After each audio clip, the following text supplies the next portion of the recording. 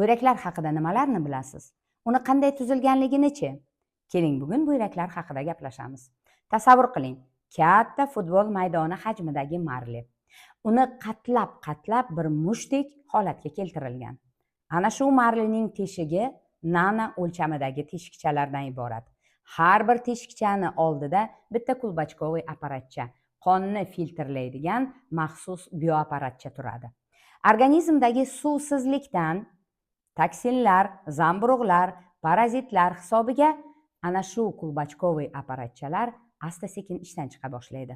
Natijada filtr teshikchalari juda kattalashadi, kengayib ketadi.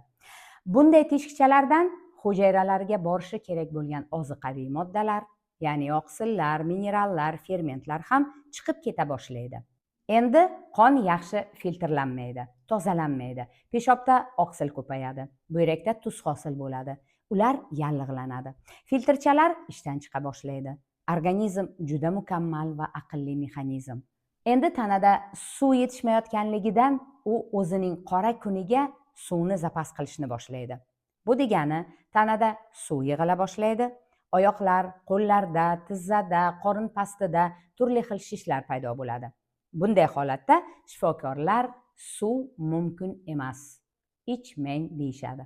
Paradoksini qarang. Buyraklar suvsiz ishlay olmaydi umuman, lekin suv ichish mumkin emas. Chunki taqiqlangan. Nima qilish kerak? Ana shunday muammoli holatlarga tushishni istamasangiz, o'z vaqtida bioanalizator apparatidan o'tishni tavsiya qilaman. Tanangizda hujayralar darajasida kechayotgan jarayonlar haqida ertaroq ma'lumotlarga ega bo'lasiz. Jiddiy diagnozlar boshingizga gurzidek tushmasidan avval nima qilish kerakligini bilib olasiz. Agar bioanalizator tekshiruvidan o'tib, tanangizni monitoring qilishni xohlasangiz, menga murojaat qiling.